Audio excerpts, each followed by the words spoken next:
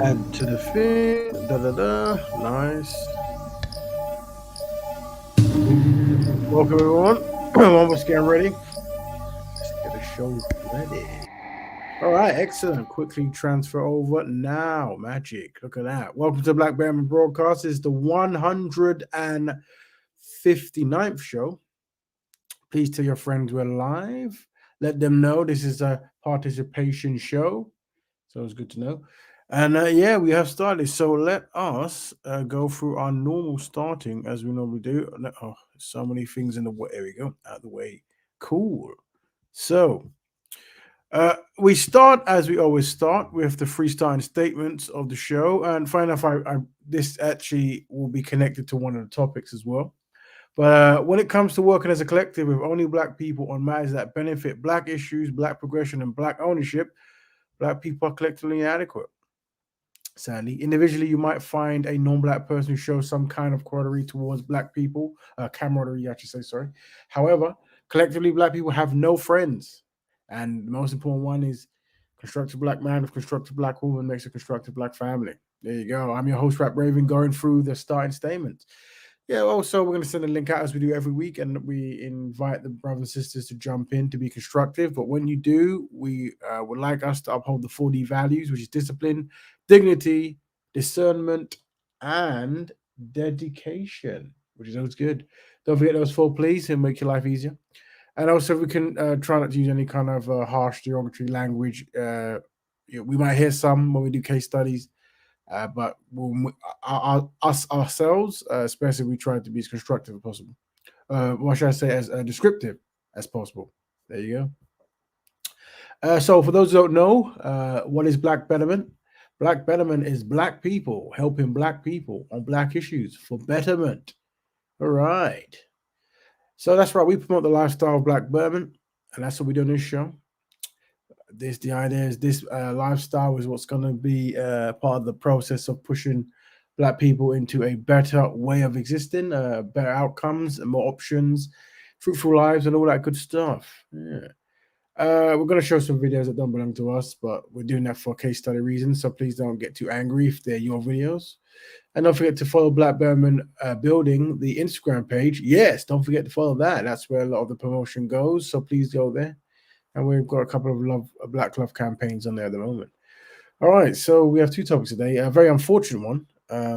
Very unfortunate one. Took a lot of us by surprise, but a 15-year-old girl, whoopsie, was sadly stabbed and died in Croydon. I think this week. And I guess the question we're asking, very important question, is do we stop this from happening? Naturally, we don't want anyone to be stabbed or killed. This is natural. But as you see, when we talk about two stark opposite ways of existing, one is error prone, and two is high principle. You see, now I've got a diagram. I'll show you at the end of the diagram. And the problem is when you have an error prone way of life of living in a community. The more you do it, the more that error proneness becomes accepted, and then it becomes even more intense. So, just stabbing each other. Unfortunately, young uh, boys would stab each other in fights. Something in England and London where you get more trouble having guns, so they decide to have knives, easy access and stuff. And naturally, it was for the most part, it was young boys either stabbing each other or boys stabbing boys, you know.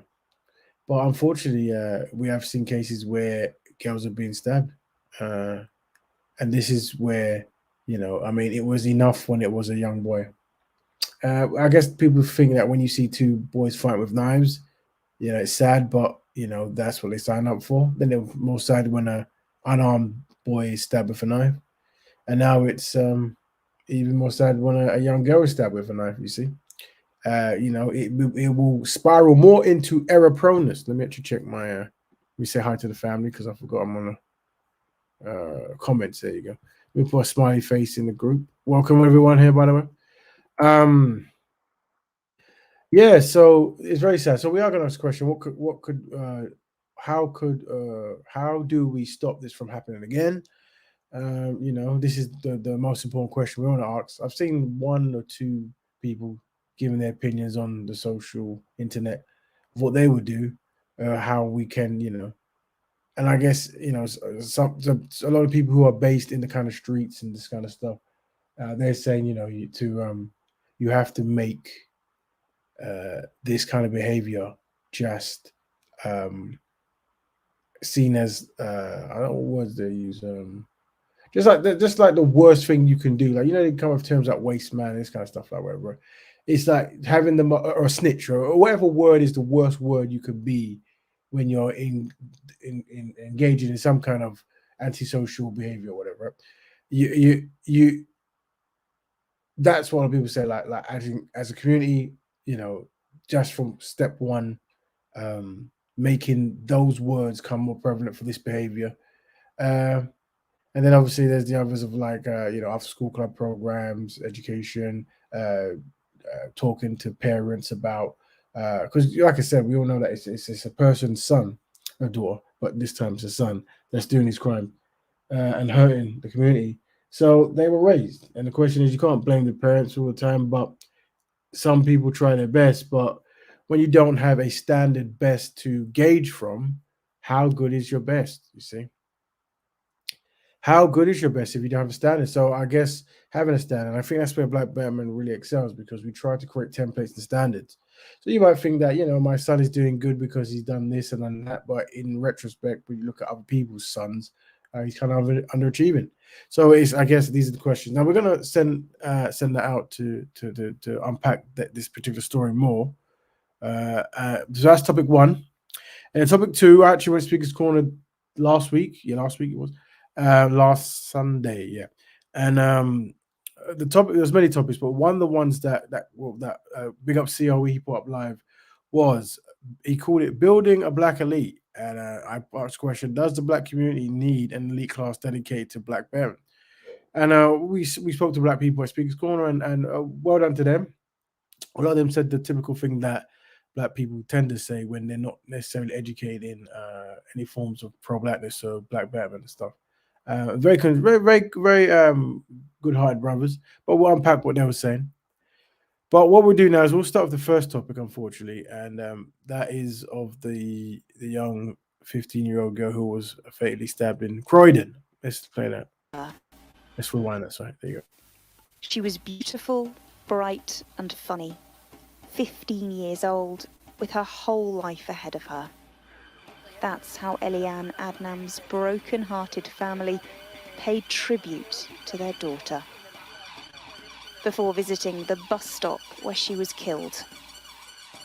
Our hearts are broken, and we are overwhelmed by sorrow and grief. Our faith in the Lord is strengthening us. We would like to express our gratitude to those who have taken the time to send us thoughtful and compassionate messages and prayers. Dozens had turned up for a vigil for the schoolgirl. It is heartbreaking to us as a community. We have tried hard over the last few years to eradicate and try and minimise knife crime, and we're relentless and we will not stop in our pursuit. Every mother, every parent, every father, when your child goes to school, you fully expect that they will return. I cannot imagine what it must feel like to not have her returned. Even before the vigil started, emotions here have been running high all day, with people arriving to lay flowers and pay tribute to Eliane, including those officers who were first on the scene yesterday and who fought to save her life. Meanwhile, their colleagues have continued searching the area for evidence, and they've been given extra time to question the 17-year-old boy arrested in connection with this. With this tragedy, focus turns yet again to the huge challenge of tackling knife crime in this country. There were more than 50,000 knife crime offences in England and Wales recorded in the 12 months to this March. The Met Police say more than 14,000 of those were in London. and Croydon was one of the worst affected areas, with more than 700 offences recorded. Although campaigners like Talisha Gopal, whose brother Jermaine was stabbed to death in 2017, have done a huge amount of work to limit violence here. I hate being on the scene of another murder. It's not the first time, and it's not that. And I'm sad to say this. It won't be the last time until we make a difference in our community. Eliane should now have been preparing for her GCSEs, but instead, a whole community now grieves for her. Rachel Venables, Sky News, Croydon. Okay, very sad to hear that. We're joined by Brother Musa. Welcome, Brother Musa. What's going on? It's good to hear you. Mhm. Did you come? Have you heard of this particular story? Yes, I've heard of it. No, dear. Yeah. So, I mean, we're starting the show with this obviously sad story. But is there any? So let me go back to the actual question. So the question is, how do we stop this from happening again? Sadly, I think the police has lost control of the streets. I don't think crime as in general is something that the police is going to have a positive future ahead of them, just because it's a culture now. Like not grime music,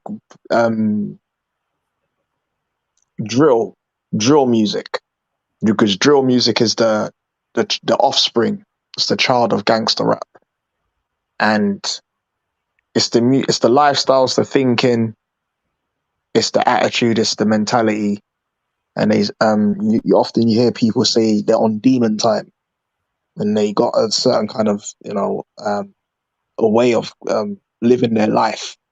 So what we've unfortunately done in our state of crisis of identity or broken families, a warped and deformed culture has been born, and it's been there as in in the previous generation, but every generation gets worse. Does that make sense? Yeah. Okay. So a new generation has grown up with this type of unhinged type of thinking, or emotionally lacking control. They don't know the extremes of their anger. They don't know the consequences of killing, but they know that they can kill, or they know if they just take their knife out and they stab someone, the person, and they're not just slicing, they're pushing the full knife into somebody's body. So it's these type of things, and they communicate differently because of technology. They don't just talk to people in the way that the generations before them did. Their social interaction is completely different. So we're definitely dealing with a group. We as a group are very primed to a lot of things like anxiety and paranoia and I don't know, conclusions that we reach are not necessarily healthy. And also, the educational system is not something that's improving us as a whole. So all of these things, and it's a very sad story that the girls lost their life, but she's a product of, and we are a product of a community in suffering. I actually think that we are supposed to have reached a conclusion, much like the Jews that was in Europe, that when they was going through so much pain and suffering, the killing that Adolf Hitler put on them was the straw that broke the camel's back, and the Jewish people said enough is enough, and they packed themselves together, and then they went to form themselves a nation, which they can now build upon and instill proper values, like principle, morals, educational values, which they can proper manage them as a tribe and as a nation. And I think that we're not different in a sense that as black folk, not just in Britain, I mean, London, Manchester, Birmingham, because this incident that took place with the girl in London could have taken place in Birmingham, could have taken place in Manchester, could have taken place in Bristol. And I'm sure when you go to these other cities, you're going to find the same problem there. You know what I'm saying to you? but we're not coming together to say that we have a real issue on our hands, and it's not just a youth thing because the generation before them used to have this habit. It's just that it's gotten worse. No one asks, no one thinks of when the child has done this act. Does anybody ask, who's his dad? How did he become a 17-year-old with which is this emotionally disturbed? That he's not even stabbing man, he's stabbing gal. Is like what is masculine and honorable about that? He shouldn't be beat. He shouldn't be beating no woman. Like he didn't even beat the woman. He stabbed the woman to death. And he's 17. Is that the normal thought process of a 17-year-old black boy? Yeah, funny enough, I've done some workshops with people who's. Let me just mute you, bro. I think you've got my. Have you got the live show playing? Let me just mute you just until you sort that out. But yeah, I see some workshops with unfortunately parents whose children were murdered, and there's a dynamic range of the emotions and how people react afterwards. But I remember in the workshop, some of the parents, particularly, that they were talking about wanting to hold parents accountable to a degree, like as in like how long has this gone on? Were you aware? Was there any consistent troubles that escalated? Were they reported? You know, and I can understand. You send your child to school and they don't come back, and it's never going to be something nice, especially for a girl to just hear that a young girl was murdered by a young boy. Very very tragic. But I guess that's the job of the community now to work out what happened and how to make sure it doesn't happen again. But and obviously it doesn't stop there. It continues with as a concept. I was actually looking up. I think how Scotland decreased knife crime. I'm actually looking at it now to see if I can get any pages. But that might be a good to see like how did Scotland reduce their knife crime? Because at some point in Britain it was quite high, maybe the worst. I can't remember. But there was some strategy they had to eliminate it in Edinburgh or wherever it was. Yeah, but why we say that we're joined by King Kel, brother Kel, welcome, Black Betterment. Black Betterment brothers. To touch on that, brother, is there are some of us who understand the security world and training those who used to live a certain lifestyle and the youth, brother. We're trying to do that. It's not just in Birmingham; it's in London as well, and it's reaching up north, up to Manchester, etc. So, doing it the legal way, so we can police our areas and protect the youth from each other. Is what we're trying to do. With that being said, brother, we do as parents or uncles, etc. We have to start teaching black boys female psychology. The community, brother Raven, we came up with a code of conduct that if we act upon this code, we can decipher which is synchronized on the synchronized. And one of the codes, brother, is understanding female psychology. And because of how we've been worked on, there is a mindset of when black men are rejected, or if they're in a relationship and the partner doesn't want to be with them, they must understand what to do in that situation. Is that it's very important as a man or a young man that whatever happens between you and your partner or your wife, you must keep going on with your ambition. You must keep busy in your mind, and you must also still have things to contribute, because this is what makes you a man. The woman will latch onto that because it tells her, oh, this man's going somewhere with his life and he can make me be the woman I want to be. I can help him, support him.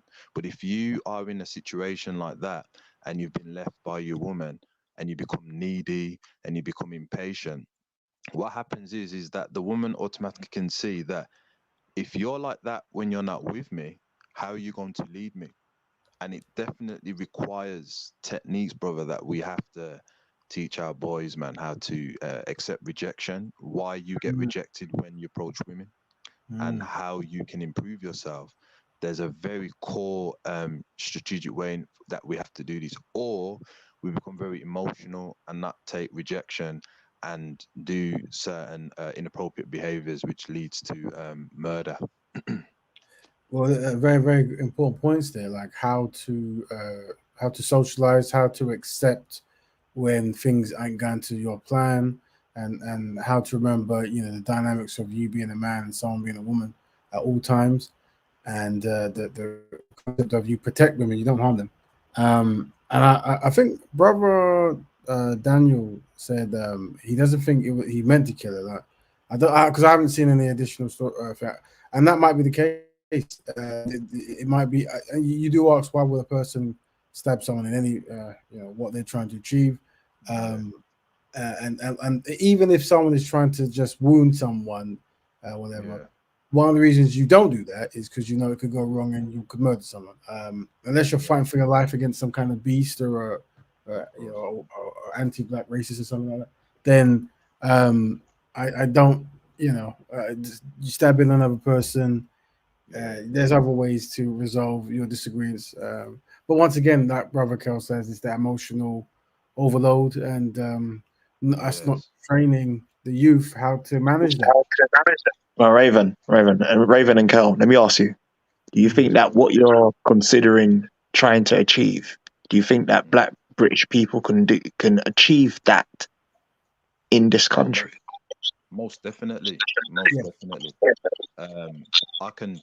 I don't like to speak on individually. I myself, there's some interview. I myself, brother, when I before marriage and that, I used to get rejected myself. You know what I mean? And that I look too boyish, and do you understand? And I understood that, oh, it's part of the game. And then you go for another woman, or you be in relationships and it doesn't work out. You have to make sure, okay, improve yourself. You know what I mean? And make sure you've got a stable job, and the man, what he can contribute for the environment, he can definitely work. We do it every single day, brother. We get rejected by many things in our lifetime. It's just that we don't understand the strategy of how to use it and apply it in, or in our everyday life, so to say. So most definitely can be achieved, brother, without a shadow of a doubt. I Do like you, I like the confidence. Remember, the history we're coming from is not like other groups of people. You're dealing with a traumatized and often underlying issues that they've already got, from the family home or the lack of a family home. There's a lot of things that are coming with the African Caribbean group, like prior, or historical baggage that you have to unpack. It's not just a one. Does that make sense? What That's yeah. what I was saying, my brother, was like understanding female logic, right? I think there's a breakup. Yeah. That's what I was saying, brother, is that if you was listening to in the beginning, or due respect to understanding female logic is very important, because there is a gender war between male and female. When I'm referring to our community and that, I've noticed the way how we are to our sisters, right, is that we can be very, you know, very aggressive verbally to them. There's a hatred because of how we've been worked on. And what I'm saying, and Brother Raven said it before, and many others, is that you have to understand the strategy, right? Is that that's how women communicate when they're under pressure. Do you understand? Their logic is not the same as our logic. They're gonna lash out. If you surprise them in the wrong way where they can't calculate it, they're going to perceive that as, they're gonna mistrust it and they're gonna lash out. You see what I'm saying? And a lot of us guys will say to us, I was like, why are they behaving that way? It's because by nature they're very nervous and very undoubtful. When they go outside, right? They like to make sure there's a routine. And when they're being surprised in the wrong way, that makes them feel a certain way, then they lash. And sometimes that lashing out can lack wisdom, which makes us say, "How come she's talking to me like that?" Or "Why are you behaving that way?" That is their logic. So it doesn't mean that that they can get away with certain things, but we have to kind of have like an understanding of, okay, so if they do that, I must remain stoic and understand that it's just like a test in order for them to feel comfortable. And if I am going to pursue or make a, then I must use strategies. You have to, because that is how they think. And that's what we're saying on here, brother. And in order for you to have a relationship with a female, especially the sun woman, right, you have to understand female psychology. If you don't, brother, it's not going to work out. They're not the same as how we think, you know what I mean? And I believe like the sister, you know what I mean? And rest in peace to the sun sister, is that her protective nature, what she had to do, and she's in every right. I believe that the unsynchronized brother didn't understand, right, that she's not trying to harm you, she's trying to protect her friend. And that's the way how they're gonna express it. And if we only understand that and not look at it like my masculinity is being attacked, then we can be very productive in the community, if that makes any sense. Good point. Does anyone I love know, what you said. brother? Does anyone know what? So I obviously a lot of the story has been comes out in pieces, but does anyone know what actually happened or was meant to happen? The reason why it ended this way, like what was the triggers? What was the how did they end up on the bus together? Do they know each other? Are they friends? Are they strangers? Does anyone know any more of the story? I mean, it's coming out as days go by, but I don't be sure. From the strongest of it, brother, I don't want to talk too much, comment the brother, is that that was his ex-girlfriend. Okay. And she broke up with him through like the strongest of source of what's been said. And you know, he basically wanted to get her back, and the friend was basically saying that, you know, leave her alone, etc. And then he went for the friend. So some saying it's a crime of passion. We know that it's very unsynchronized. Black life unjustly is very problematic, but that is what the strongest of source is saying, that, you Mm. know, she didn't want to be with him, and the friend, you know, said, you know, you gotta go. So Yeah, this is very problematic. Very problematic. This is the thing where it's like I said before, where when you're with a woman, I've seen, you're demonstrating your ability to protect them and listen and provide and this kind of stuff. And if ever there comes a time where you harm them, or you split up, or you reject them, and you go to harm them, that demonstrates why they shouldn't be with you, because there is a possibility that you can harm this woman. And this is the thing you have to think of as men, right? You have to think, if you at some point are going to harm a woman, that means you're capable of it. That means you don't deserve to be with a woman, right? So whenever they're getting that energy, that's your nature. That's the right thing to get, because you're demonstrating by how you're behaving. And this is something we definitely need to teach the guys. Go ahead, brother. Raven. They're accusing. I can't remember his name. Somebody right now is a footballer. Is on is going through something about domestic violence with his woman and etc. etc. Right. And you got the I can't remember his name, but he's going through it, right, and he's in the media right now under that type of pressure. And then you've got I remember back in the day, Stan Collymore and Enrico Johnson. Then you've got so the situation Chris Brown and Rihanna. I mean, we're not unheard of or accustomed to seeing male and female relationships, um, becoming physical or challenging. You see what I'm trying to say to you? But the emotions that are involved is when you're calm and cool and collected, we can have fluidity in our thought process. But in the heat of the moment, you understand, the people that are involved in this, they might not be trained with the soft skills needed to express themselves. You see what I'm saying to you? Especially when things are being said and a man loses his temper, or a woman loses their temper. How could you manage reaction? We're still, as a group of people, trying to figure out how to best act and the right way and say at the right time. We're supposed to walk away sometimes, and we don't. Well, We stay there for the confrontation. yeah, and I hear that. And I say this: whenever you see conflict, I always ask myself, is there a scenario or a person that person who did that action they wouldn't do in front of? So if there's a man he would like take a knife on his girlfriend, right? Would he take his knife out on a police officer?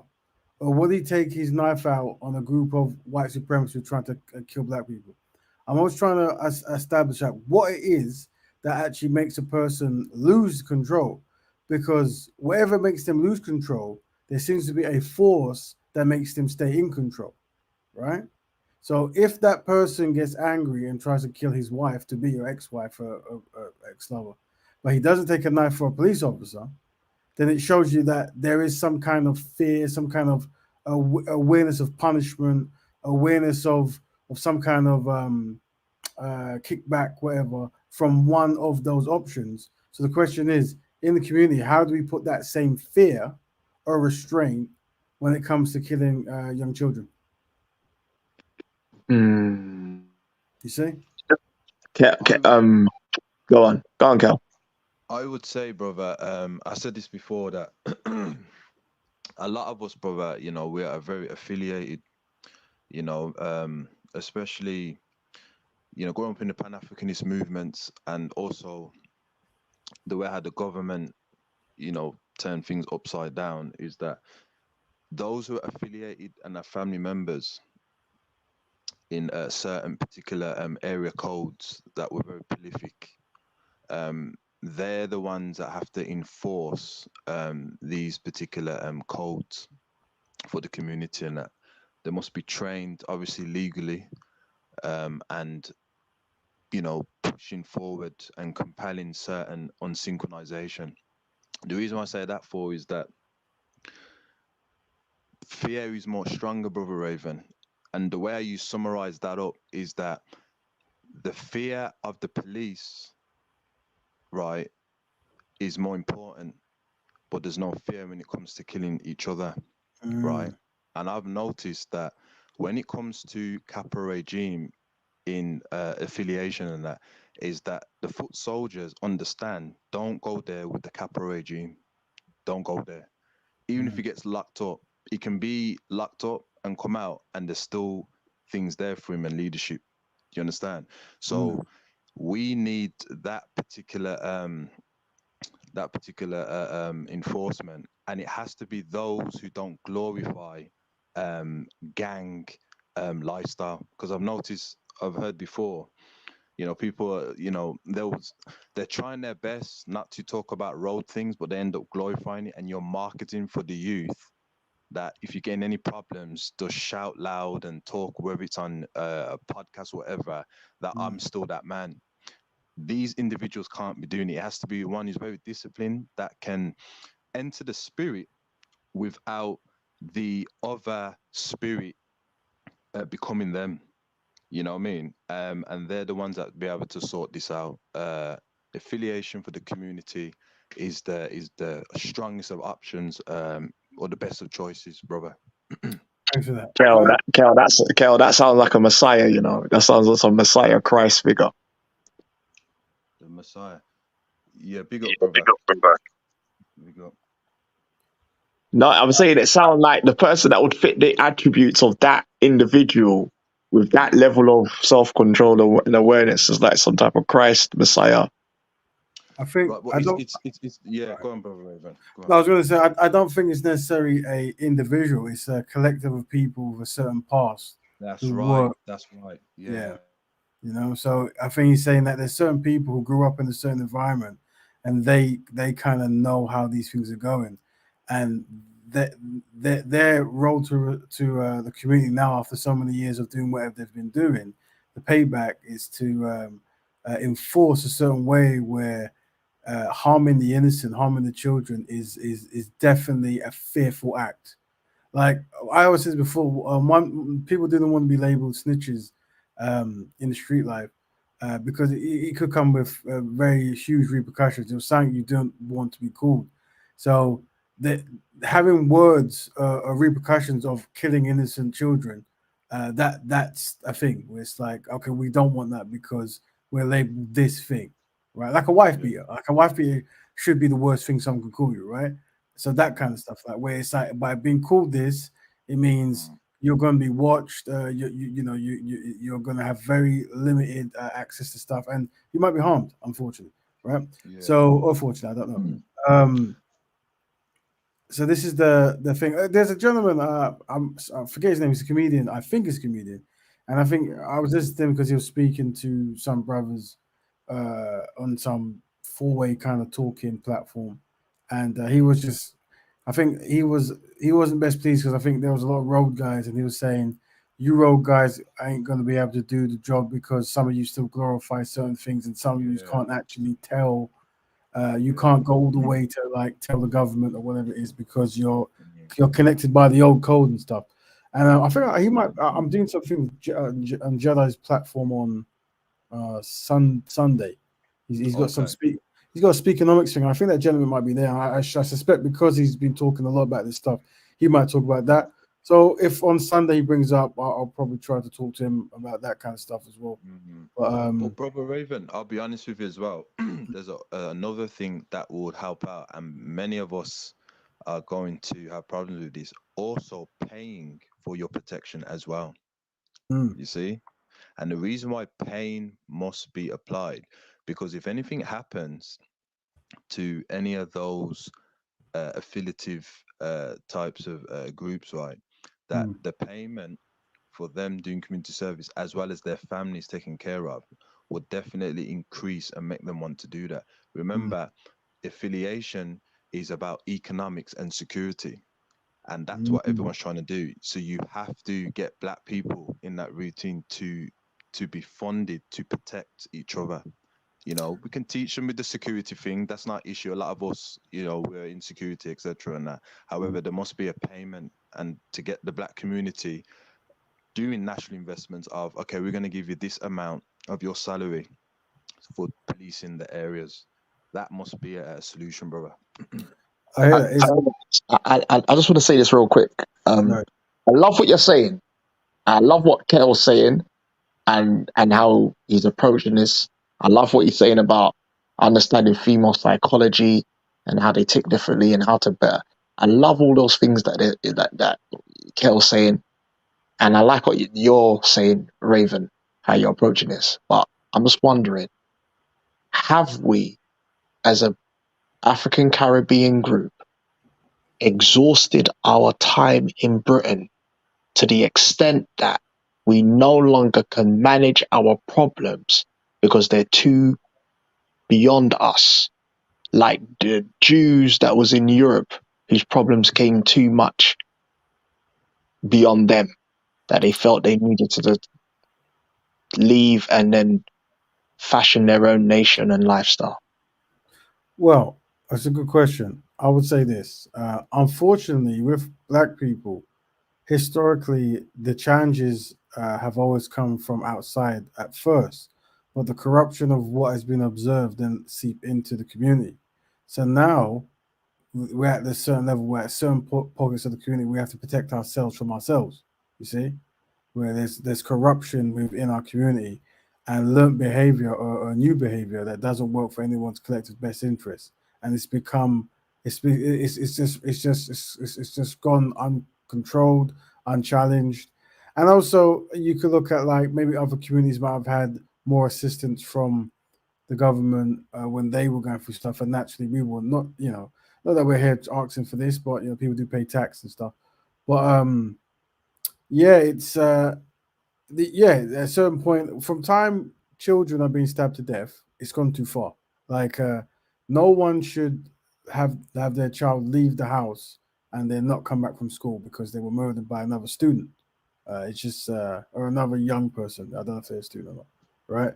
And you gotta understand that the stress that will cause any family and the agony and the anxiety of that. And now people in the similar community thinking, could this happen to me? That's why we do like to get context and backstories of like connections between people because we want to definitely minimize it from happening, but show people that we want to say this is a one-off. We want to say this is a freak accident, but unfortunately, because other children, like maybe they weren't females, which I guess on some degree could be a good thing. But the fact is, they're still young boys, dying. It's like I said. It's when we started, we talked about this concept of error prone and high principle, and when you do a whole lot of error prone and that error proneness becomes normalized, then it's like how more error prone can we be? So before it was not people with knives stabbing each other, and there'll be people with knives stabbing people with no knives, and then there'll be people with knives stabbing women, and then it'll be women carrying knives, and then women it goes to the point where it's every single facet you can think of, and it's something we want to jump on early, definitely. But watch this though, Raven. Mm. And I'll ask Kel the same question. Are you confident in having a family in this country and your children walking the streets? I'll ask you first, Raven, and I'll ask Kel. When you say confident, just to clarify, say again. When you say confident, just a bit more context on that. Are you confident, optimistic, okay with your children walking the streets? And like as roadman, they use terms like civilian and soldier and so forth. Are you confident in just your child just being a standard citizen, of the UK in relation to the current um, uh, peril climate that the UK streets have become? The one thing we always try to teach is awareness, and there's awareness that in certain kind of factions of life, or certain kind of people groups or whatever, there's heightened danger. So the best we can do or best I can do is teach about that and try to protect from it, and also, enforce how I would want children, nephews, nieces, daughters, sons to behave to minimize, them being harmed. But that doesn't just go from interacting with other children. It comes from interacting with authority or going into certain areas. Like it's a whole scale of in this world there are dangers, and here's what I've learned, and here's how I've got from where I am by knowing this. So I'm giving it to you because you care for you. So I mean, I don't know if there's any situation being black in the world where I wouldn't expect some kind of danger to come from within or out of the community. And the question is, are we at the point now where we say not to have a family because of it? And I don't think we do. No. Yeah, I would but say, obviously, yeah, go on, Kel. I would say, Brother Musa, is that if you're asking individually or collectively, is that the parents must teach the children about political science and military science, right? It's very, very important. Understanding the politics on the street, the politics with non-African people, and how to defend yourself, etc. And that, right? I myself, brother, live in a very segregated particular area in Birmingham, and that, right? So, my children are old anyway. But one thing I do let them know is that you have to be very kind of political in your environment, you know, and training your children to support the community, to one day go back to Africa or the Caribbean is very important. But because although we're behaving very unsynchronized in the UK or in America, and that we have to train each other, because you cannot bring all that in the Caribbean, and we don't want that in the Caribbean or in Africa at all. The Caribbean and Africa has too much problems. It needs us, as what Garvey said, to restore it back. So training, as what Brother Raven was saying, and as I agree as well, training the youth, your kids, to maneuver and understand that, so they are synchronized and carrying that training to where it needs to be, brother, is very important. And then we can limit certain particular behaviors that cause devastation for the community. Well said, because obviously the challenges that the youth, for example, would face in Gambia, there's not heightened knife crime gun crime for the years, and they got different challenges, but it isn't those challenges, and Gambian youth are not walking around stabbing each other, shooting each other. You know what I'm trying to say to you? So it's just, yeah, UK is become UK has become the new Gotham. I think we're gonna segue when we segue to the second topic. Something like this was covered by one of the gentlemen I was talking to Speaker's Corner, where he was trying to identify that different places in the world have different challenges, and and obviously his thing was black betterment can't work because there's too many different diverse of challenges. Where we're saying we're trying to adapt to particular challenges and push error-prone behavior, no matter what it is, towards high-principle behavior. But recognizing that in certain places they have different needs, and like Brother Kel said, you don't enter a new place and bring your baggage, your you have to heal yourself, heal your community, and then go with that in mind. Because all you're going to do is bring new problems to a place that already has problems anyway, right? It's just adding new problems, and you wanna become as a healer and a collaborator, not a wrecker. So, and like for example, I've been to Gambia, and the challenge they have might be the abuse that some of the Europeans go there and they abuse the men, the women, and this kind of stuff. That's right. Yeah. And then obviously some of the men not being unemployed, they use this term bumpsters. I remember, and it says they don't, they. So this kind of stuff, right? So there's many challenges, but yeah. So for those joining now, we're talking about the topic. Sadly, a 15-year-old girl was sadly stabbed and died in Croydon this week, and we've been talking amongst the community. How do we stop this from happening again? We've got some great suggestions coming through, and obviously our hearts are with the family who's lost a young daughter. It's never good to know that.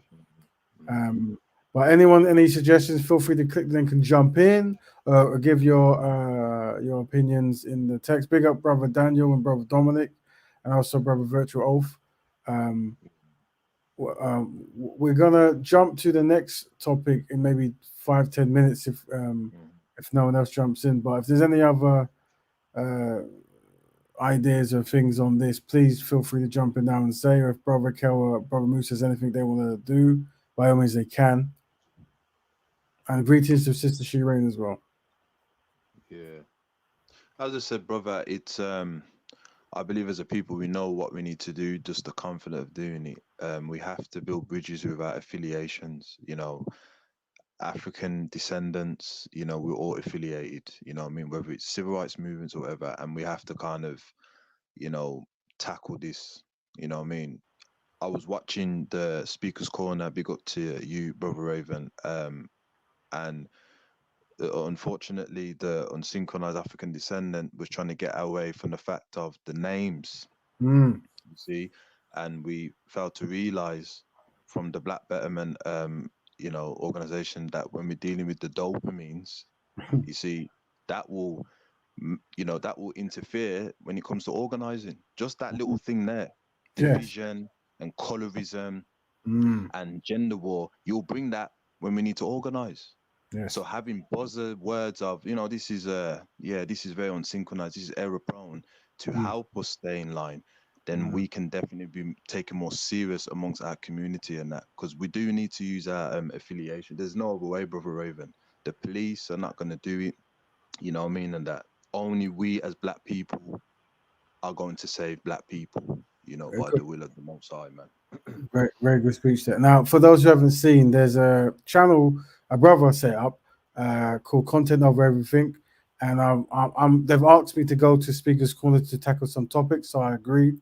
And this was one of the topics, and they chopped up some of the speeches into like segments. And one of the segments was, I think you called it "Building a Black Elite." That's what you called it, yeah.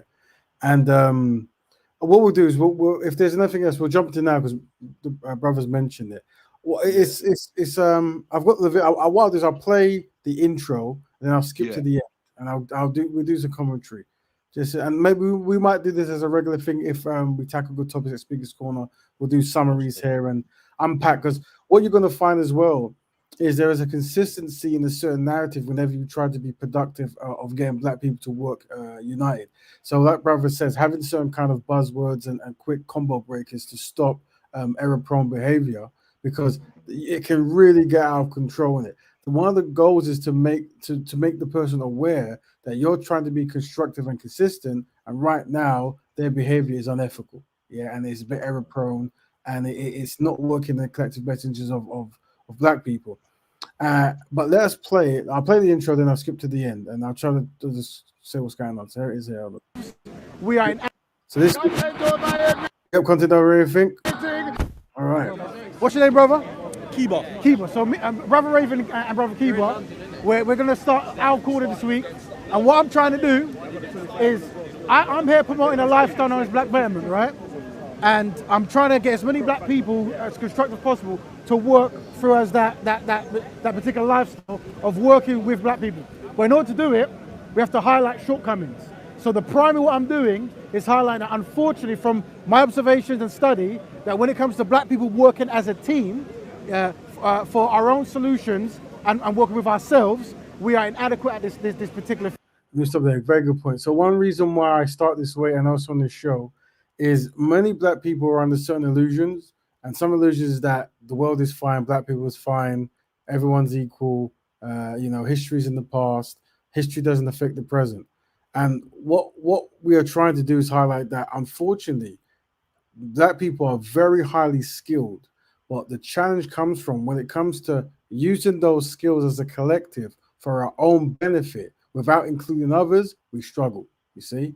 And because many black people think that if I join a collective of other people groups and that collective I'm joining does really well, then I'm doing really well, right? And they're seeing that as some kind of team effort. But what they fail to understand, our people, is when you look at those, whatever groups are formed, whatever kind of culture, lifestyle, whatever it is, when you look at the bottom of it, generally the blacks go at the bottom and the non-blacks go at the top.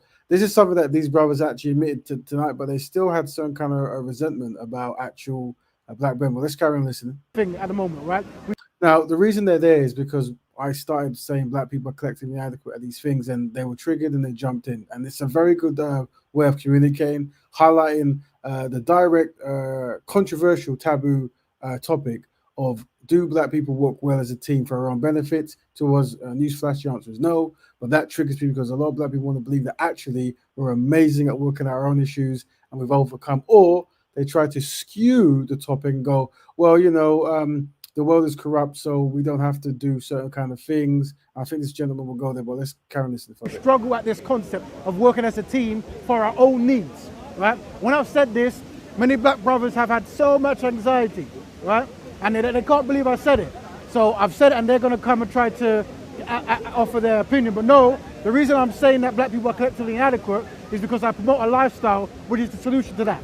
And that is working as a B1 black first, every black person working together for black issues. And that's the solution. But now we're going to go to Brother Kiba. Go ahead, brother. I'm feeling everything you just say so far, but I think you're a bit too harsh about us. And the way we're doing right now is like we're stepping up the ladder very, very slowly, but like carefully. The women's, I want to highlight the women's as well. They're doing very great right now. Our women are getting more educated. They're getting more degrees. They're just elevating themselves.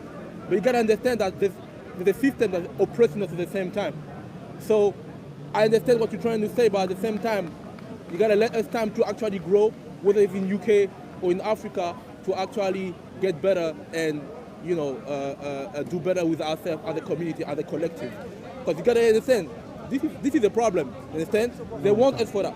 There's many things like people are getting killed over that. You know what I'm saying? So like there's a lot of things that you have to understand, and the more knowledge we have about ourselves, the more we'll be able to grow and elevate. I agree with the brother. But here's what it is, right? You said women are getting very smart. They're getting better grades. Okay, one, better, and you say we're going very slow. I'm saying like. So the lifestyle I'm talking about is acknowledging that our women are smarter than us collectively, and we have to match them. And that's actually going to go to another topic. No, that's not what I'm saying. I'm saying this. I'm saying that we have to value learning as a collective, meaning Okay. if we recognize our women are being very intelligent, we have to match them or even go further than them, right? Because men have to lead communities. Masculinity is being attacked as well right now. So like maybe we're losing ground right now, but things will change. You know what I'm saying? Hold we on. have to be The able brother- to. hold on, We have bro. to be able to let the dark feminine grow. It's necessity. Are you speaking from your own experience? Yeah, I feel like dark. What country? What country? From Senegal. Senegal. Yeah. And you believe that in Senegal that it's happening on the ground? I'm feeling like this is definitely a woman country where women are in Senegal. There's women that have been to war, to be honest. Okay. Yeah, so it's also like a masculine country, but we understand like the dynamic between men and women and how things can actually move from strength to strength. So that's not. Changed the subject. So what I'm trying to, but so I want to go what back I'm trying to say is But like, it does tie to being inadequate, so that's good. so what I'm trying to say, like the education is a big factor in being able to actually grow as a Now, collective. brother, as a collective, you're good, brother. And you What- saying that women are getting smarter. It's fine, but So as men- we're gonna get it back anyway. We're gonna get it back. Brother, But we have to allow brother, them to actually grow in a Right. bit. You know Now, what I'm let me. saying? You're Know what I'm good. saying? Now, here's what it is, right? How it works is through planning. Planning, meaning if you Yeah. recognize we're somewhere that we're not meant to be, we plan. So part of this conversation is part of the planning. Part of that planning is practicing a lifestyle where you acknowledge that we're back and we have to work to go forward. If black women collectively are better educated than black men, that means black men have to get more educated. Yeah. It's just, that's it. so that means we need a path to do that. So we have to place value on being educated. Yeah, we have to make it a trope. Yeah, we have to have marketing campaigns that the more smart a black man is, the more we're going to give him opportunity, the more he's going to be on TV, the more we're going to praise his name because we value being smart. Yeah. Yeah, and that's how it is. Rather than a black woman getting less smart, black men need to get more smart. Yeah. And this as a collective, That's, right? yeah, After that's, can I come after you? I agree with that. No, it's okay, brother. Have you said Yeah, your point? sure. 'Cause remember, I'm saying that the reason I practice a lifestyle that was black betterment, and this is to solve all the problems of black people, but I'm acknowledging that we as a collective are inadequate. Go ahead. Okay. So obviously, first and foremost, I'm super happy that you brothers are back, man. It's just, Of course. it's enrichment. It's been a very long time to see familiar faces back, and Raven, Of course.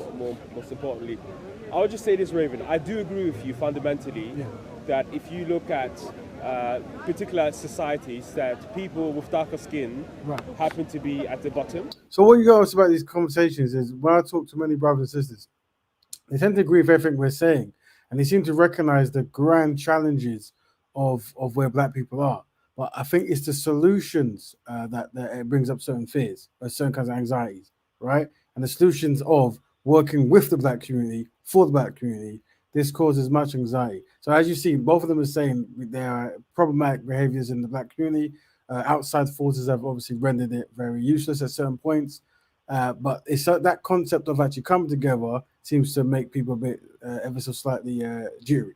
Right. Most of the time. Yes, all the time. And there are certain outliers.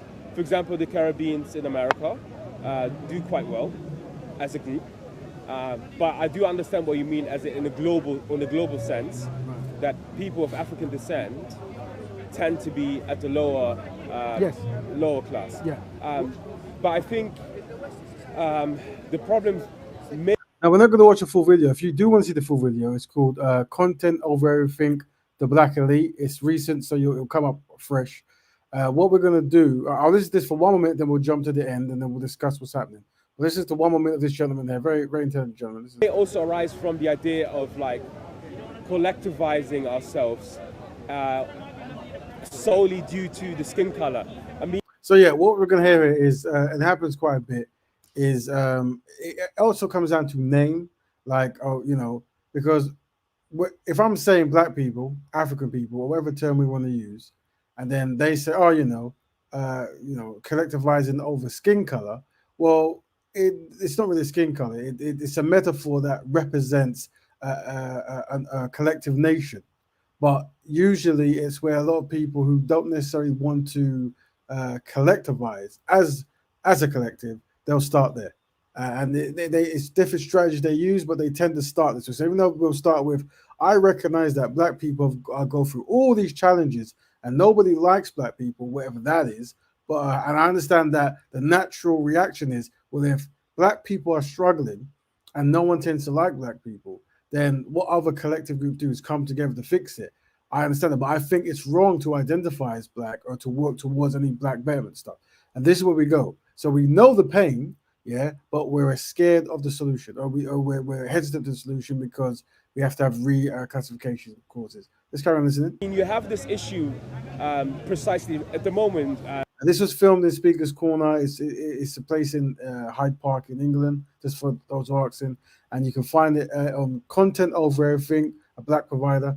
And just type Black Elite and you'll find it on YouTube. That is conversation about sort of Nigerians who go to like Texas and live there, and how they sort of like outperform.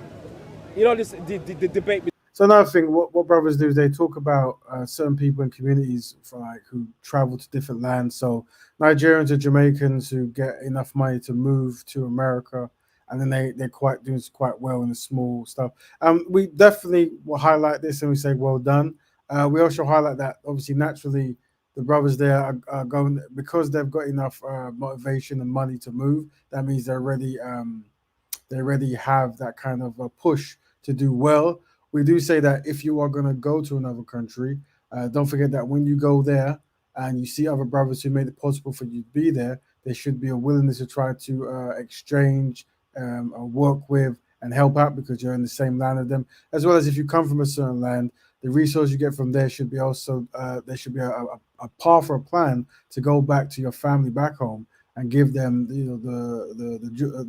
certain kind of leg up or a training scheme or something. Like this is what happened in Japan and other nations, whatever, where when a country was not in the best place, they sent out people to other lands to be educated. And then they came back or they sent things back so that land can be built up. And that's why Japan is a very good technical hub because they learn these technical skills all over the world when it comes to electronics and this stuff. Unfortunately, what you tend to find with many brothers and sisters, well, let's say brothers for now, is they go to other lands and they heavily adopt the culture and the ideologies of the other lands. And then they want to really marry the daughters of the men of the other land and give away many of their wealth. So this is the kind of thing that other nations don't do, and understanding why they don't will make black people more efficient and less adequate. Between immigrants, less inadequate. Sorry. Immigrants and African Americans, for the lack of a better term, and one of the things Africans tend to say is that, well, we do not identify by our skin color, we identify through tribes or our tribe. And this is very important what you're saying because I'm going to break away soon and show you a graph. It's a concept known as diffusion of innovation, and it's essentially what it is when you have such a big scaling and you talk about blackness. Black people are so big that when you invite everyone to the party, just by definition, it allows everyone to come to the party and go, "I disagree," or "Oh, that's not a good idea." Or they might have hated it from the first time, but they might intellectualize why something shouldn't work. So what you then do is you then add to that. You go, "Oh no, I'm not talking about every black person. I'm talking about the elite black people." Use that term, right? I use the term open door elite. It's a very important term, and I'll break that down for you in a bit. But what that does is it completely gets rid of the time wasting conversations about people not identifying by tribe or blackness, because I've spoken to so many people who go, "I identify as a tribe, I'm a nation," and that's great, and then you should, of course. But I also hear them when they want to go to a certain country, they ask, "How's the country for black people?" All right, you know, and or they're watching the news and they're seeing black people affected negatively, and they're feeling kind of woe. And it's because people only want to identify as black when it comes to convenience or highlighting shortcomings. When it comes to fixing those shortcomings, then they want to identify something else, whatever, right? So this is the inconsistency in the person's agenda, and this brother might be going that way at the moment. But we're gonna jump to the end soon, and then I'm gonna go to some paragraphs of me defining what I'm talking about. This is how we've identified for hundreds of years. So like, this is a question perhaps, how do we now use, because I think it's a useful term to use black as a unifying How about you? That's good. Yeah, because Defensive. Because it Now, I don't know. In some point in this conversation, I say we say black as a synonymous word, and we can exchange it anytime. We can change the word black betterment to African advancement or Afro advancement or African advancement for K or a C, but the same narrative goes. So what that demonstrates is actually the name doesn't mean nothing. It once again, I think it's the fact that a collective of black people come together to do something constructive, and there is anxiety over that being perceived as negative from non-black people. Because that very thing that some people who may be from a tribe deny is the thing that causes problems elsewhere, you know? Yeah, so this So is how do we unify people Right. that are so wide in scope? so by not identifying as a by these groupings, this is part of being inadequate, right? Because other groups do. They have their identifying markers and they work towards them. Yeah. Can you give me an example of a group? Well, Europeans, when they went to Africa, white people, Caucasians, they didn't really get on with each other too much, but they knew they got with each other enough to carve up Africa and take all the resources to this day, right? Yeah. So that's them working as a group. So they are collectively more adequate than Africans or black people working as a group. turn though. That's a very good point I get raised there. And no, so what I'm saying is, So this is a basic point. So black people say this, words doesn't make sense. You can't get together. Black is not real. It's a social construct, and that's all good. That's all fine and dandy. But once again, when you demonstrate that Europeans, white people, or Asians or Arabs, how they collectivize against black people or for their own benefit, and the success rates, then people just turn off the blinkers, go here. But I'm like, you said that people don't identify my message. They do. Raven, Go ahead. I agree with you 100%. I think it's what it is that people, I don't know why, when it comes to black related topics, there's a need to overcomplicate it. Yes.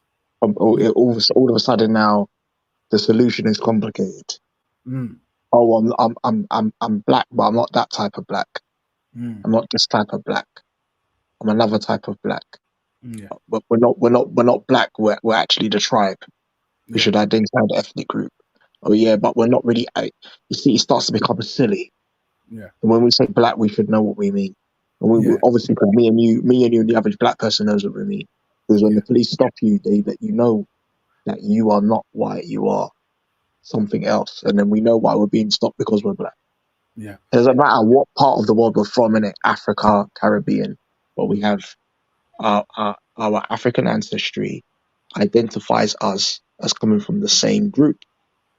But you got some influenced members of our race that are they look like us but don't think they look like us, but their brains doing something else. Yeah, and let me add to that. Let me just meet you for a bit. Well done, brother. The thing is, there's two ways. One, I don't think there are some who are ignorant to certain things and they can be forgiven. But I do think the sheer majority, there are certain people who are the loud minority. Sorry, they want to undermine. They're scared of something you're suggesting, and that is the best strategy they can use. You see, so they're aware of how they labeled or how they perceive themselves, but they don't care. It's like this guy these people, they're going to cause issue by identifying markers and movements based upon collective race analogies, right?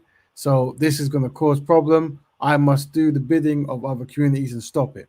Yeah. Now what I'm going to do is I'm going to skip all the way to the end. There's a lot of heated stuff going on and non-black people trying to get involved. It's worth a watch. I think the whole thing is it's only 40 minutes. But let's just go to the end so I can talk about. I think I'm talking about the elite at the end, so that's important because we're going to jump into what the elite is and how and why that process of talking to black people is very crucial and very helpful. And I'll break it down. everyone likes black people, but when you go into the houses of non-black people, there's many. So this is me talking to a just on code, his own code, sorry, a non-black person, maybe Arab or them kind of background, that kind of world place. And he heard me talking about Somali brothers, and I think we're talking about coming to England and they're not really from a background of where they're doing certain crimes that is very unique to being here. So we're saying it's learned behavior. And then I think he got sort of like, or maybe a bit offended, or like, why have you mentioned that? What did they learn? Are you saying that they learned from other people? And it was very interesting. But I tried to let them know this is a black conversation and stuff. But it's kind of disparaging views towards black people. now I'm letting people know that we're aware that many non-black people despise black people, and many black people don't want to agree to that or know that. But when I ask, every time I've been speaking to corner, I ask, has anyone got any family members who despise black people? And they all agree. They go, we do, yes, we do. So it's quite well common. Because we're subservient by nature, or we've been not by nature, but here. No, our nature has been turned subservient. Yeah, so our nature has been turned subservient. By being enslaved, colonized, and institutions that brainwash us. Yeah, we would like to think everyone likes us and we don't recognize it. So I come here today, hold on, brother. And what I'm saying is a lot of black brother like, oh wow, this is a strong statement. It's very good to have these strong statements. Wake up black people, yeah, to make us work on our own best interests rather than the interests of non-black people. But what you're observing is there's a big challenge because most black people are too far gone. So you have to find a small elite you work through. Remember, I've made the claim that I'm pro-black, I'm black first, and I work with any black person who wants to improve black issues. No one yet has matched that. No one yet has said, I agree, or I'll do that, or I'll do that. Because most black people, unfortunately, don't do that. So what I said there was, people might be very shocked in the things I'm saying, and even their heart drops to the floor, and they might think this is a madman. But I ultimately am saying, regardless of what you think is good or bad, my thing is to be high principled and work with black people collectively for the betterment and the good of black people, and do high principle work, right? But no one has actually come and said, you know what, I agree, I do the same, or I want to do the same. So what you find is a lot of these brothers might not value being a black first or black community building or high principled. They're concerned that black people are getting together and they want to air their views that it might be problematic, and they put it in a certain way. But naturally, when you've got a good idea, people go, I agree with that, let's do it, right? There isn't all these like questions that seem to come from different angles. Raven, you see what you just said there is very powerful, because the natural response will be, let's do it, and when are we going to get together? Exactly. And that there shouldn't be anything other than let's get it done. Yes. But they come with all this fear and then it becomes something else. So they're both critique and hinderer of the problem. They're critiquing the problem and they're hindering the problem by refusing to do anything about it. Yeah, but and this is complaining about it. Very true, and this is the strategy we see. So we're going to move on how to deal with that, and it's called open door elitism, and I'll show you how I break that down through a process that I've got charts and stuff afterwards. But listen to the rest of this, and then we'll jump there. But what we like doing is we like differently. But yet no one has demonstrated how they do it. Now I'm saying build institutions that's dedicated for black betterment. Build institutions that's dedicated for black progression. Own your own creative work. Own your own identity. Yeah. Create black families that's constructive and high principled. Right. Work with other black people and each one teach one. Collective economics. Right. These are basic things that other groups know. The problem is when you tell many black people, they want to talk about words, how they feel. Don't use this kind of language. We need the small open elite who's going to work on institutions to educate everyone by osmosis. When are we going to put you on top of the hill? Because you want to be the hill man. So what the brother there is very important. Whenever you go and you talk about black people collectively come together, when you beat down most people's points, they'll turn into like a messiah complex where it's like, oh, you want to be the leader of everyone, right? Even though you preach collectivism and living by a code and templates, but naturally someone has to say this stuff. But one of the first things is, oh, you want to lead. And this is one of the challenges we have in the black community, where there is a jealousy of the concept of a messiah complex, but there's also no one wants to have a messiah complex, you see? So it's that kind of thing. But there is a need to a degree to be messianic. Is what I'm trying to say to you. And him coming from this brother that you're speaking to, that you got the mic to right now in the freeze frame, he comes from Senegal. Yes. And Senegal is a place of tribes, and every tribe has a leader. So there's nothing that's going to happen without leadership. Mm. And That's a and, good point. do you understand what I'm saying to you? That's a very good point. And this is why it's interesting when people. And he should know that. He should know that.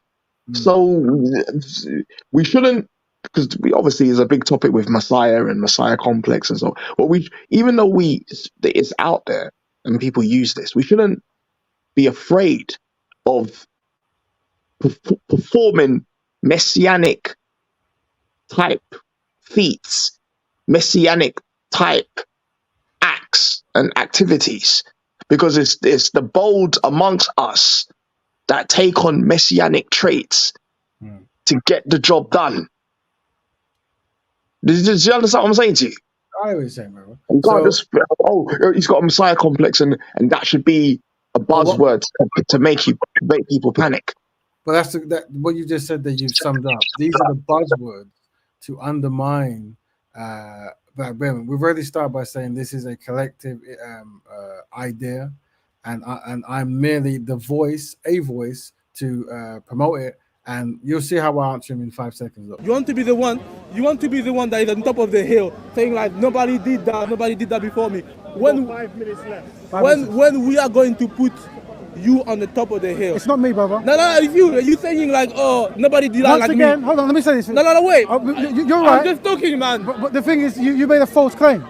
I say I promote a lifestyle. You're trying to be the hill, man. No, You're trying to be no, on top no. of the hill. No, brother. When we're going to put you on the hill, when I'm voting, when I'm putting Raven on I the talk paper, about what are you gonna do? Hold on, brother. And you better do the point. Once before you talk on, this is something it's very, you don't really see this in other groups where someone is coming to be high principled and work as a collective for the betterment of something, and the door is open for anyone to join, and you see this harsh criticism and this individual criticism, while none of the ideas are even mentioned. It's more so the individual. And this is an inadequate behavior that we have to try to iron out. But let's carry on listening. Hold on. Collectivism, lifestyle. When I die, collectivism, lifestyle will live past me, right? I'm merely a voice. Hold on, brother. Before you. Hold on, brother. Yes or not? Yeah. Okay. It would be nice if you said the same thing.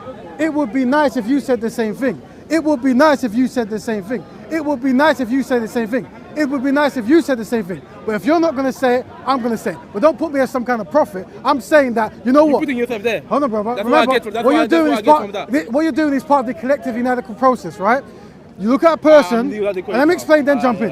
You look at the person who's trying to say, let us work as a team for our own benefit. Then you go, you're some kind of prophet. Well, your name must be there. This is part of our own destruction, and we must do better. Raven, we must do better. Raven, Go ahead. It's not even personal. I wouldn't say that you want to be that person. I think you're making sense, and it's very sound arguments that you're making. However, I still believe that the methodology that you're proposing is not strong enough. I don't think. I hear that. I don't think it's. That's a good argument. Would you magnetic enough to would you pull no, he's right. He might be right. Would you be willing to work with other black people to make it stronger? Of course, I do it There all you the go. time, but I've been rejected. Tried that before. Hold on, but many times. yeah, exactly. I've been rejected many times. That's nothing. And you never. Anyone who does well, we wish them well if they're hardworking and so forth. But with black community, unfortunately, with a lot of these debate kind of types, people say stuff, but we can't actually quantify it in a tangible way. And the reason I say that is because some people, they're doing good works in the sense of they might be in the park giving dawah, which is good. They're trying to get people to their faith, but they're not necessarily giving dawah for black people. They're giving dawah for anyone who wants to give dawah, and there is no dedicatedness to black people, right? And that's with most things. They do what they deem as a good deed, and they do it for everyone, and they allow black people to be a part of that if they so choose to, and then they count that as some kind of black initiative. Now, my thing is to target black people, and then these black people have to face or do. So that's, this is the challenge that many don't seem to understand. But let's carry on, and then I'm going to jump into the grid. Make sure you're here for the grid. It's very important when we talk about open door elites and how we work it out. Who's been rejected? So, two questions. From the top of my head, that Malcolm X has tried. Members of Nation of Islam. let me stop it there. I think the brother comes in and talks about certain things, right? And I think I end by saying thank you. Right? I practice Black Betterment, and I recommend black people practicing Black Betterment, and I would like to talk about this week to week, right? If you feel that certain things need to be refined, like the brother said, come down there, but let's always try to be solution-based. If something isn't working for black people, push something forward, and let's do that, right? The idea is to always be pro-black, always be black first, always try to work on black issues, because if we don't work on it, no one will, yeah? No one will. Okay. All right? That makes sense, isn't it, brother, yeah? That makes Okay. sense, right? All right, is that good? Your 4 minutes, right? I can let him there. So what I'm going to do, I'm going to go into a grid. So what we brought up there, don't forget, if you want to check the full 40-minute interview video, content over everything, Black Elite, and that'll come up. Very good YouTube channel to follow. Now, what I'm going to do is I'm going to show you some diagrams, quick things, because I'm talking about what is known as the Black Elite, right? Now, in order to understand why I mentioned the Black Elite, you have to understand a concept known as diffusion of innovations, right? And what that means is anytime a new idea or a new gadget comes into the world, yeah, it just doesn't come and then it's there. There's a process that makes it make sense, right? So you can even say black people having a negative view of ourselves didn't just come overnight. There was a process, and the process escalated by osmosis. So what I'm going to try to define here is I'm going to define who is the Black Elite and the need of one by using the diffusion innovations. For those who are on screen, you can see it. I've used Pan-African colors to make things stand out. So whenever you have a new idea, and we're going to use Black Betterment as that idea, it's usually created by a small percentage of a population. So that's no different from Black Betterment. Black Betterment, as it's growing and forming, will come from 2.5% of our community. So establishing who that 2.5% is easy. It's the people who are making the templates, that they're making the ideas that make black people want to work with black people. So it'll be the scholars and this kind of stuff, right? The scholars, the teachers, or whatever, who are dedicated to Black Betterment. But that's only 2.5%. It's a very small number. So that those people are just stand together, come up with ideas of how we can progress. Now, what happens is the next step is there's 13.5% of early adapters. These are like your influencers, your musicians and this kind of stuff, whatever. People who they hear this message of a new way, a new lifestyle, like, you know what, I'm gonna live that or promote that, right? And then what happens is they are like the first wave of and promoting a new concept. Now you then get after that's done, you get like the early majority, right? Meaning the next people they hear the influencers, they hear this new wave of stuff, and they're like, yeah, that makes sense, and they do it casually. Right? After that happens, you have the people who have observed the early majority, which is the late majority.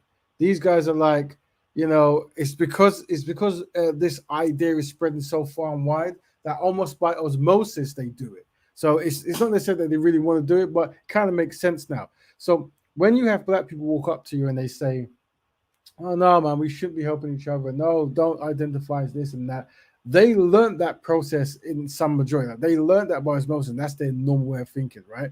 So we have to change their normal way of thinking as Black Betterment, and that happens in the late majority. And then, unfortunately, there are the laggers, the 16%. These are the people that you will never be able to change. Whatever happened before is what they're dedicated to, and they love it, and they will fight and resist unless you literally force it by gunpoint, right? The laggers. So you're always going to have laggers, which make up 60%.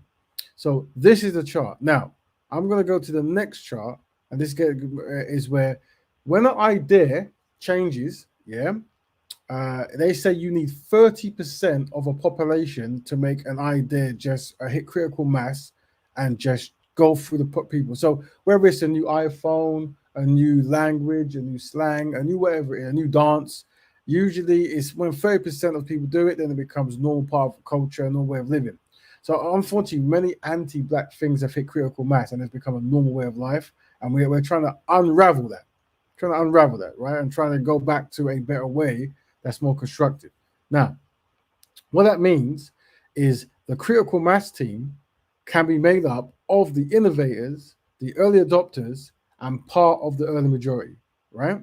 So we know that by 30% of those people working together, we are going to create an idea, which is Black Betterment, to become the normal way of thinking. Like black people thinking as a collective for our own benefit is the norm. Yeah, and then we call that norm black betterment. It's like a cultural norm, and that will become a norm when we hit critical mass of 30% of our community doing it. And I split that into three types of groups: the innovators, the early adopters, and the early majority. Right. Now here's the important point. So that means we can then label that critical mass as the black elite. Yeah. As in they are the ones we look towards for the betterment of black people who represent black people and do the best at representing black people. Right. So we can call that 30% the black elite. And that's made up of the innovators, the early adopters, and the early majority. At least 14% of the early majority, or 14% from the 34% to be correct. Right. Now,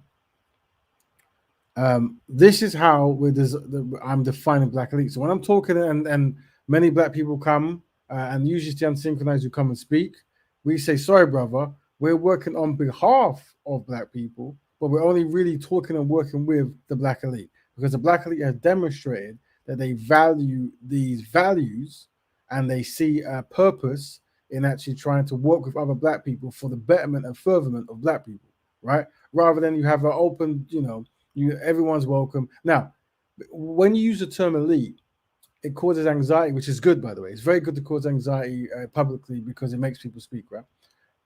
It's a constructive way to make people speak by using anxiety-based truth. And when you say elite, what usually the picture that's painted in many people's minds is a king, a benevolent president, a rich person who's inherited wealth, and all these things cause anxiety because what it spells up in people's minds is there is this a group of people who have full power, and you can never be them, and they abuse their power, and they look down upon us, and that's what people think of. What many people think of sometimes when they perceive what an elite might be, right? But actually, what elite is in all fields, whoever is the greatest at doing something becomes the elite, right? So if you have a rugby team, whoever your small amount of players are exceptional, they become your elite rugby players, right? And this is no different from black betterment, as in if the who is practicing black betterment either entirely or at its highest level can be seen as the elite and should be seen as the ones who represent black people the most, right?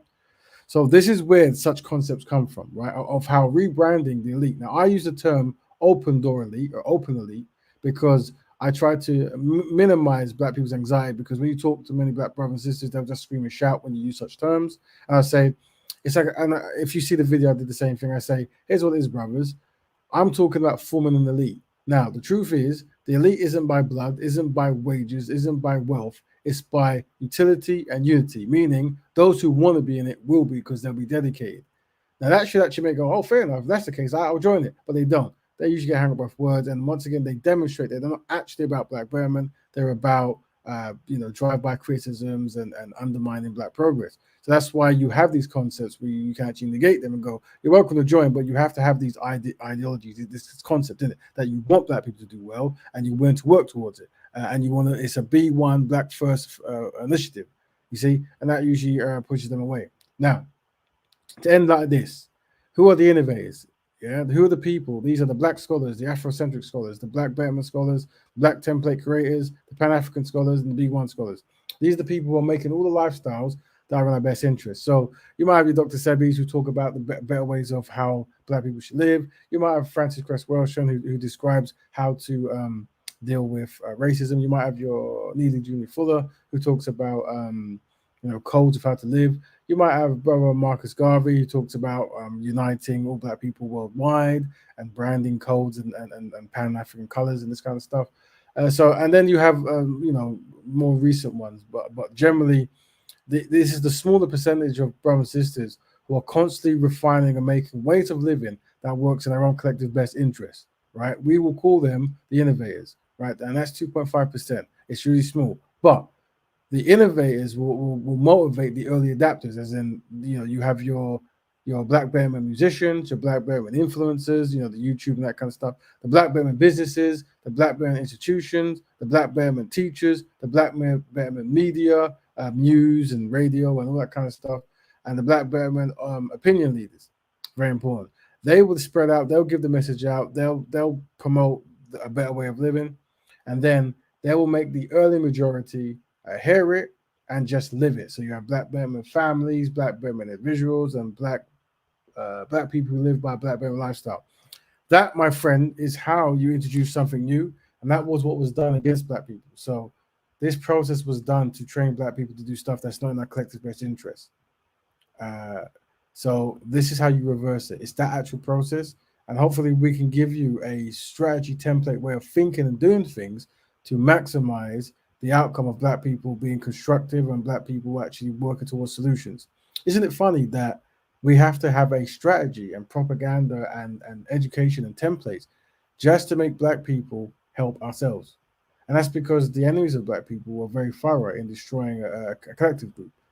And you're seeing that's why for so long there's been many challenges, and also why preach as well, and what others are teach and preach, is the awareness of being trained to be collectively subservient, where you're constantly looking to aid others other than yourself. And this, unfortunately, does come from colonization, neo-colonization, enslavement, institutions that undermine Blackness and this kind of stuff. When you bombard a people group with this for so long, what happens is those people groups then start living for others, and they develop Stockholm syndrome and non-Black savior complex, whatever, right? So these are the processes we're doing. Now, if anything is challenging, we will unpack it as time goes by. You can always ask questions. But the most important thing is to establish with you as a person, are you going to be an innovator, or early adopter, or early majority? Now, it isn't for everyone, and all are valuable. All of those are part of the elite, right? But are you going to be the person who comes up with the ways of life, the templates, the scholarship you learn of what we should be doing? Or are you going to be a person who promotes that? So you brothers and sisters who come on here and you promote the page, you talk about it to your families, you pull it, you make songs about it, you influence whatever it is. You are part of the early adopters. You are that Black bar here, right? So if you're in here and you're promoting it and you're doing the right thing, you are actually, without even knowing it, in that percentage, right? With the fact that you're here already, right? And then what happens is your families within and friends will become the early majority. They'll see what you're doing and they go, this is actually quite a better way, ways of getting this stuff from. And by naturally they go, well, I think we should be living this way because I'm seeing it progressing. And then what happens is the late majority will join on, right? By osmosis. They won't even know they're doing it because we've changed the entire society of how we process information. It makes it better. There you go, my friends. I'll try to be as very quick as possible. When I show diagrams, I know I should be very quick, so apologies. But that's how it works, you see. That's how we do things. And that's to answer that question, if I can find it now. Oh, is this? Oh, no, it was actually there. Oh, there you go. Yeah. So does the Black community need an elite class dedicated to Black Betterment? I would say yes. And I would say we label that class the open door elite, meaning anyone could be in it. But we generally know that when you open the door to everyone, not everyone's going to join. If anything, you're going to get anywhere from 2.5% to 15%, right? And we've already made an arrangement of how those people look, and that is the innovating class and the early. What's the words now? My mind's going blank. The early adopters. You see, so that is how, and that is basically the model for those who don't know, called diffusion of innovations, and that is literally how things change. If you didn't know, that's what it is. And when you are looking at a lot of these new ideas coming in, whether it's LGBT stuff or some other kind of thing, that's what they do. They understand the small group of people are creating the new narratives, then they get the influencers and the institutions to push it, and then people agree to it. Unfortunately, with bad ideas, people push back. Now, the idea is Black people helping Black people is actually a very good idea. It's an exceptionally good idea. It's the idea that other people's group do very well. So there should be no pushback, but we have been dedicatedly trained to be self-sabotaging. So it might be an uphill struggle, but we're hopefully giving you the language to push through that. And one is, truth is, brother, we're only really dealing with the open door elite because they're the only ones who necessarily care and have the skill set needed to get us to the next stage. And that way you'll push away so many time wasters who are there to intellectualize intellectual thought about nothing and try to stop progress because they feel it's troublemaking or it's not that bad or why are you rocking the boat, that kind of stuff. Right. So, any questions from anyone else? Any questions from I think Brother Cal dropped off. But Mother Moose is Raven. Yes, brother. That was very, very impressive, methodical research / solution on how to take a disempowered people and put them in the position of reclaiming their power and fulfilling their potential. That was very, very impressive, I must say. Thank you, brother. I'll be promoting this more so on other platforms and stuff, and getting the language right, and Oh, the language was very right. I'll yeah. ask you, who do you have so far joining, you know, this Black Betterment program? So Who is- right who right signed now, up to some law? so right now, because we promote a lifestyle, I'm just gonna meet because I think it's him and the other. Because it's a lifestyle, brother. The idea is that people are hearing this and they're changing. But as it comes to from what we know, we look at everyone who joins here now, everyone who speaks on the platform, everyone who gives advice and goes back and forth as part of that process of Black Betterment. Now, the good thing about Black Betterment is it's a very particular thing, but it's also something that shares many tendencies with other collective groups. So, if you're a religious group or a spiritual group or a fashion group or whatever group, and you're black first and you're working towards black people, you are also part of a Black Betterment concept. You might not call it Black Betterment, just like we say Coke is called something else in Japan or something else in Ethiopia. But you're practicing the tendencies of Black Betterment, so we will account that we will look that as part of the same process as well, right? And that's why we can say Black Betterment has been practiced for years because from the time a black person wants to work with another black person on black issues, they practice it. Kind of like veganism. There's people who didn't want to eat meat many years ago, but they didn't call themselves vegans. But now we call them vegans, right? Because there's defined rules to make guidelines easier. Black Betterment has clear guidelines. That's why we talk about black families, black economics, black ownership. Because if you don't define them, what will happen is you'll have a whole lot of black men married to non-black women, starting business with non-black men, and promote and giving black intellectual properties to non-black people. So it's like, you obviously don't understand that these are the things that make black people powerful. And when you do that, you depower us. You take away a lot of our bargaining chips and assets. So we need a new up-to-date template of defining this is for black people, this is not for black people. This is for our betterment, this is not for our betterment. And that's how it works, bro, to answer your question. Yeah, okay, I was gonna say, yeah, yeah, very powerful. I was also gonna say, I remember I said this to you doing a table talk because you have information that it would be good that the right, when you said elite and you have the right people in the same room. Yeah. And we promote, you had these ideas. Obviously there's ideas that you promote, there's things you discuss with the general public, but there's also things you're going to discuss with people around the round table, short-term, long-term goals, etc., etc. Because these are very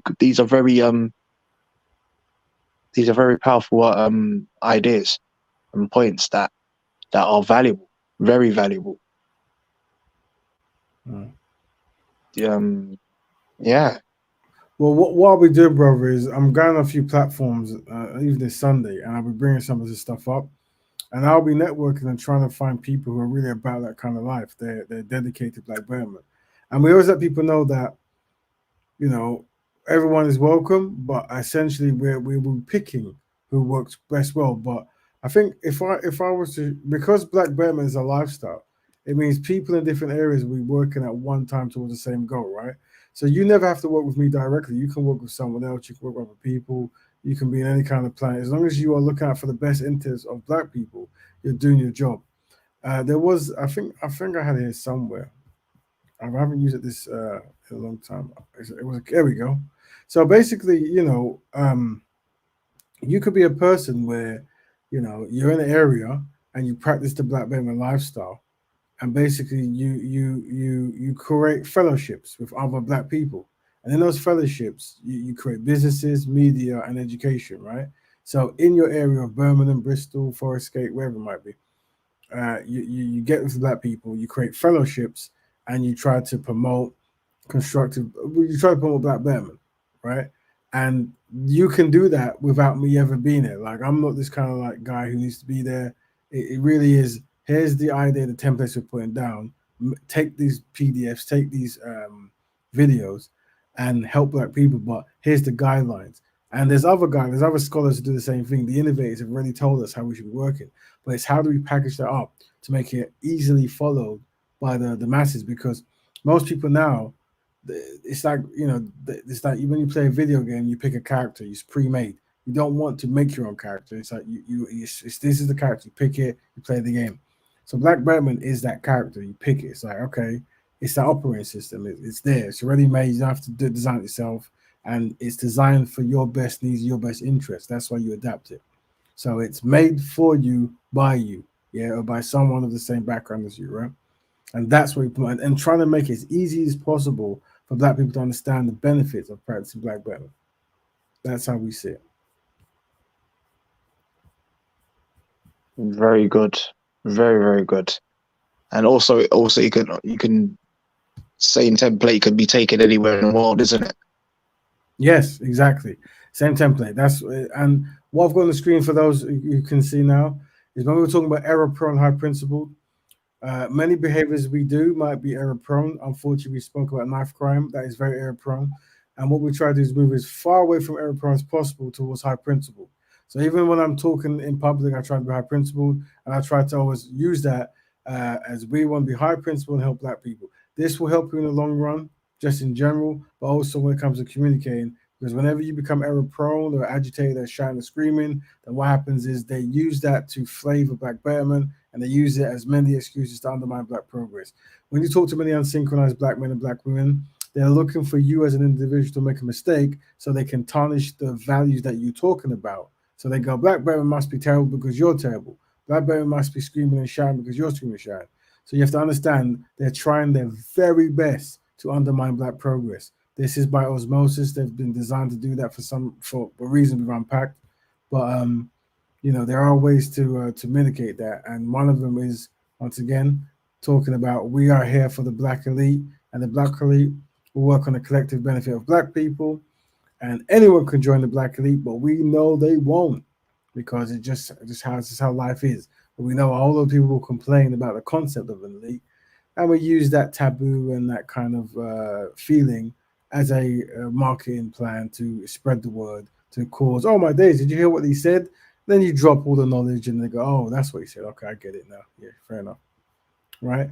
So don't forget, before you go, family, we have 2.5% of the innovators, 13.5% of the early adapters, 34 are the early majority, and these are the three groups that we're going to focus on. These are the ones who are going to make the change, right? And then once they get their thing going, the late majority will change, and then you literally have the sheer majority of black people. You're always going to have the laggers who have no interest in doing anything constructive for black people. They're content in their life for whatever reason. We don't include them. We help them by osmosis. We help them by when we do good, they'll do good because there's been more opportunities, more jobs, more better reputation, less attacks on the streets, more nutrition and all the rest of it. Right. Any family, any kind of last thing, any questions, feel free to say now. If not, I will be winding down. We started today's show by unfortunately talking about the 50-year-old sister who was stabbed to death in Croydon, and we had certain suggestions of how we could maybe stop this. There was many good ones. Brother Kel was talking about having people who used to live a certain lifestyle take full responsibility and creating scenarios where they enforce things, they create feelings and reactions to certain behaviors, that there are consequences to your actions. We gave analogies that those guys who might stab people might not stab the police because of the fear of consequence. So establishing how we can give consequence, and if you stab innocent people or anyone in general in the black community, you have to face those consequences. We gave out quite a few. And then we moved on to Speaker's Corner topic, which was, does the black community need a black elite dedicated to Black Betterment? And I pushed forward yes. I tried to demonstrate why and how to do it and the benefits by using the diffusion of innovation graphs and applying that to the Black Betterment lifestyle. You see. But any last things, Brother Musa? Any things in the audience? I think this is just a brilliant breakdown. I can't. All I can do is applaud the effort that you put into putting that together as a healthy solution to solving a problem. I wish that energy was more popular within the so-called African Caribbean community.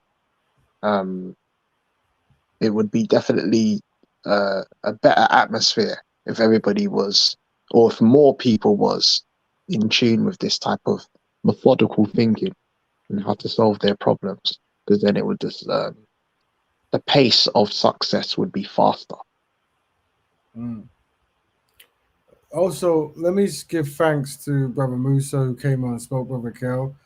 They're part of the process of betterment. They come, they give good ideas, they give good concepts, and it's very challenging to actually speak publicly, and they do a very good job of it.